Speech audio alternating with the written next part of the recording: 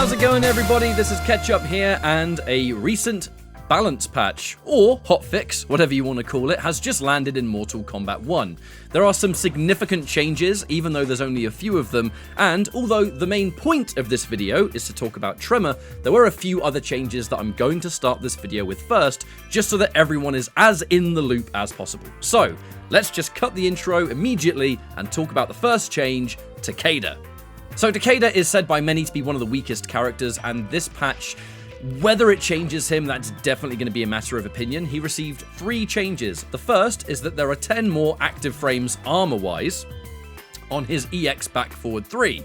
This is your armored reversal, and it has armor for a little bit longer. This is still not a great reversal because it's pretty slow on startup, as you can see, and it's pretty vulnerable to baiting out or just armor breaking. However, it has got a little bit more active armor frames, so take that as you will. The second change is that his flip of back forward 3 used to be an overhead, it is now a mid. There's no two ways around it. That's definitely a nerf, because taking a attack direction that is a mix-up and then removing it to make it a mid is definitely a nerf. However, there is a reason for this. The third and final change for Takeda is that his low shuriken, which used to be mid, is now a low. So I kind of assume they've just gone for the trade-off. Instead of having mid shurikens and then an overhead flip, they've gone mid-flip and then low shurikens. Having a low at your disposal at any moment, a little bit more similar to MKX Takeda, but whether it's going to result in mix-ups is definitely something that remains to be seen. Remember, Takeda does have overhead enders on certain strings. They come from 1-2, it might be back 2-1. They all have overheads, so having a low whenever you want it could be quite decent, but again, we haven't really seen enough Takeda to judge that yet. The final thing about it is that, remember, jump attacks are overheads, always, when he's in the air, and now you can do a last minute low. Is that going to catch people, or is that going to be just kind of a gimmick? Again, we just have to wait and see. But they are the changes to Takeda. Now, that's the only main character. 3 cameos got adjusted, and the first, and biggest for those that might have been frustrated with the current meta, it's Ferra. So the first change is that Ferra no longer gives 150 health, it is 50. There's no other explanation needed. She gives you less health, and for me that makes sense because she was giving far too much health, considering the reward she brings, especially factoring in her safe mix-ups. Now, the second change is that her low, which used to be completely safe on block, this is now -10 on block when used at close range. This is technically punishable because if Ferra low is used at point blank, certain buttons are definitely going to punish this. However, it does depend quite heavily on the range you're at, because you're not really going to punish something that's -10 or slightly less if you're at range. So if it's used at a distance, like a Scorpion back 3 or something, you're still not going to be able to punish it. However, should a Ferra player up close just be throwing this out there, a aware opponent is going to be able to punish this now because it's -10. It's just going to be kind of tight, and you're probably going to have to micro duck. Just to demonstrate this, I'm going to actually play as Liu Kang and record Takeda doing this. Low, I'm going to try and block. So let's say I've blocked the low.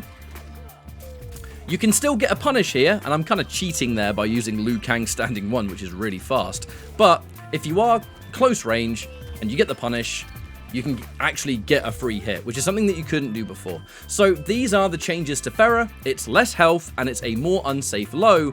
It's definitely somewhat normalized, the cameo, because like she was overwhelming too much so and gave far too much health. So this is, for me, a step in the right direction. But up next, Frost. Frost received a change that sounds pretty good on paper, and if you use social media and you saw certain combos, you'd think it's bigger than it actually is, to be honest. It says in the patch notes, it slightly recovered the main fighter recovery after you cancel the orb. Cancelling the back cameo, which is the snow orb, you can press down, down, and then cancel it. This used to be much slower, and you can now recover faster when she cancels. That's really handy, and it's been kind of added to by a reduced recharge delay and slightly increased recharge rate after the snow orb, and Frost will exit the playing field 15 frames earlier. What this pretty much means is when you cancel the orb, you can move faster and she leaves the screen earlier. And now you may be thinking, what does that really mean? How is that useful? The first immediate use is that characters that might see the orb and then try and like do a shadow kick or something, Sometimes you would actually get punished before you have a chance to even cancel this, should you try and bait out like an armored advance or something. This now becomes a bit more reliable because you can block and cancel and whatever else way sooner. So if you're using this to like bait an attack, you can do it more efficiently. The big change for some characters, and I mean some characters, is that if you have an attack with loads of cancel advantage, like Takeda's back 3, which has masses of like advantage available, should you go into the orb and cancel it, if you're quick enough, you can actually extend your combo with it. If you want to practice this timing, the fastest and most efficient way is just do it in the corner, because you haven't got to move in, right? So these kind of combos become a lot more doable, I suppose, because you haven't really got to move forward and anything like that. So you'd see this kind of extension and think, wow, oh my god, you can get all these like really cool combo extenders that didn't exist before. It isn't really that viable for the majority of the cast. You need to have an attack with a ton of advantage to actually get a combo extender here. You can test it out with your own characters, but really, I've seen it happen with like, I think Johnny Cage standing 4 maybe, Takeda's back 3, Rain's back 3.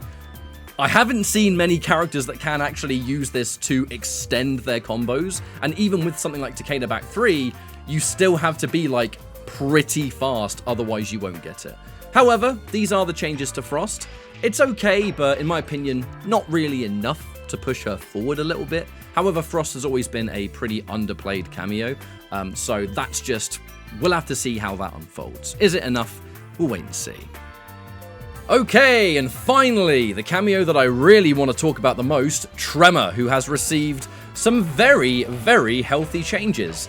And it's all tied to cameo recharge speed. Pretty much every move across the board is faster in different varieties. So moves like the ground pound, which you see absolutely the most with Tremor, it's somewhat similar with a slightly faster recharge time, and that's only a matter of a few seconds, really. The main moves I want to talk about here are the lesser used moves when used as ambush. And that's the big one. It constantly talks about Transmute Rock Punch and the Rolling Rock and the Lava Burst. This means you're swapping between variations to perform it, so you're doing the ambush versions.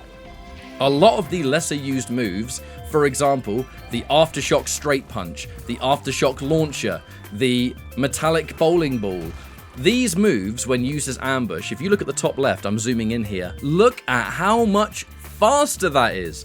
And that means that all of these other moves that were okay when used as an ambush, but weren't as rewarding considering it costs both meters to perform, now they come back faster. It's kind of changed the game for Tremor. He's a totally different cameo in regards to, I can use something that used to combo, but maybe not be as worth it because it's gone for ages. It's now no longer gone for ages. So I'm going to talk about some different characters, and I'm going to talk about some of these new applications for stuff that could always be done, but now it's more worth it. So the reason I'm starting off with Scorpion here is because he very much is that kind of character who... the combos that I'm going to be doing here, like, they've been in the game since the beginning. Like, nothing here is new. But it's the cooldown that makes the difference. And yes, that was basically 520 with 2 bars and a whole cameo gauge. But it's the cooldown time that makes the difference. So Scorpion's combos are so long that by the time you've actually done a combo... let's just keep this really simple. Just 1. Too low? Yeah. Let's try this again. I don't really main Scorpion or anything, so these combos are a bit tricky for me to get consistent. But those of you that have played him more, you'll have an easier time, and that was just shy of 500 for 1 bar. You will notice that by the end of the combo, I pretty much have Tremor back all the way, and that means that, you know, should you do stuff on block, like the Death Spin, for example, just call in the punch and be safe on that. You can do this with the up punch as well. So this kind of ambush on block utility is always there, but should you land a hit and you want to get some sort of combo for it, this is where you get the really big damage. And it's damage that's super significant, really practical, and because of the buffs that Scorpion received, let's talk about his back 3 for a minute, which you can cancel, remember. You can actually land this exact combo from max range and still get a really good amount of damage for it.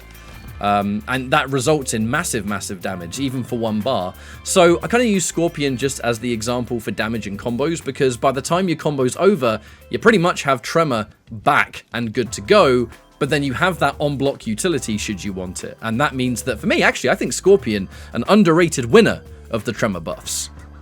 Taking some of those combo ideas a little bit further, someone like Sub-Zero, for example, should you go into Aftershock, beforehand, a lot of this stuff was like back 2 into up punch, which became unsafe. It used to be safe, but I think that was a bug.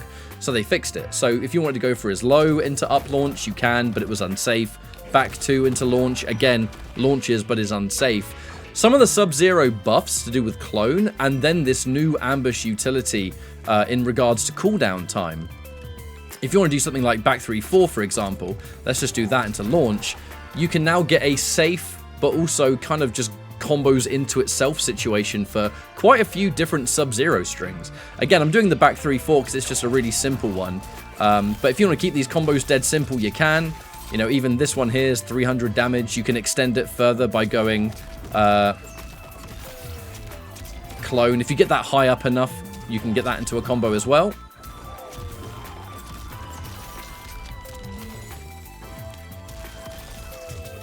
And that will do more damage if you actually land it and finish the job. Sub-Zero is another one of those characters that just having the utility of the ambush whenever you want it really helps out just in all these weird situations that you're kind of looking for combo damage and you kind of haven't had the same access before. Like, you could go for these ambush moves, but it just really wasn't super worth it because they're gone for so long. Whereas now, because Sub-Zero got his combos buffed a little bit and you can go for clones in situations that otherwise kind of didn't used to work. Another situation where you can get decent damage and also have the ambush utility of Tremor, but without necessarily having to like dedicate to anything. Like, this stuff just works, and on block you're completely fine and completely safe. And again, Sub-Zero's combos are pretty long too when you have the optimal ones, which gives time for this ambush utility to come back, so you can use it way more than you otherwise would. I want to show a similar thing with Liu Kang, because Liu Kang can actually do the same kind of idea here.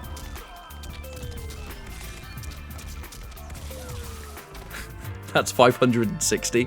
All of the combos that I'm demonstrating that involve this kind of like up punch stuff, it's nothing new. Like, that's what I really have to let you know here, is that like nothing I'm showing here is combos that are only possible now. They've always been possible. It's just that they kind of weren't worth it before. Whereas now you can go in and the cooldowns are better. All of these combos all of a sudden become a lot more attractive. A character I'm already seeing people pair quite a lot with Tremor since the patch is Raiden. Now, I know Raiden's kind of fallen out of the meta, however, a lot of his hits can go into projectile, into launch, into full, you know, maximize as little juggle as possible so that you can get the highest damage. That's something that Tremor's going to give off every single hit. Just projectile, up punch, and if you time it correctly, you're going to get that launch, which is really handy. And this works off his mix-up tools as well. That kind of combo works really well for him. However, the utility of ambush is handy for Storm Cell,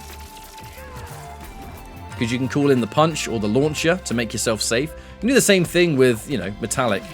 You don't necessarily have to do it all with Aftershock. You can do Metallic for even more pushback, which might actually be more ideal, depending on the situation that you're in. But if you were to hit Storm Cell, and you call him in early enough, which I'm going to try again. This one's a bit weird, because I don't really play Raiden, so I'm just trying to get the timing down. There you go. That damage isn't too terrible for just hitting a Storm Cell, just in the neutral or something. You just call in the Tremor, and you can turn that into a combo as well. The final thing I'm going to show, just for basic levels, is that his overhead, the unreactable overhead, you can turn this into a combo, actually. If you have the opponent in the corner, Tremor turns your overhead into a full combo, which has really, really good damage attached to it. And remember, it's part of a mix-up. So you've got the overhead, which will full combo, and then you have the low, which should this hit. My god, you have so much time, actually.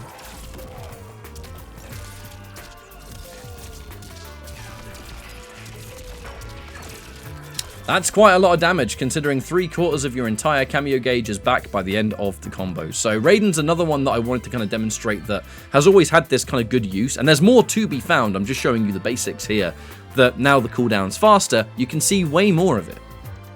And finally, it's Reiko Tremor. Reiko is probably one of the most common Tremor teams in this game, I would say. All the command grab stuff that, look, if you've seen competitive Reiko, you know exactly what I'm talking about with the damage of this command grab. Like, this is kind of the basic stuff for him, and being able to get combos from that, it's really, really handy. The upgraded cooldowns have given his utility that we had already seen more uses, one of which being comboing from stars. This is something that you've always been able to do, and it's kind of tied to kind of the neutral. The big one you see from stars is down 4 into stars, kind of like this. So you do down 4 and special cancel. The idea is that they block the down 4 and then release block and get hit by the stars. A cheeky little trick you could do is down 4 stars, call in Tremor, and then turn it into a combo, which I just did there.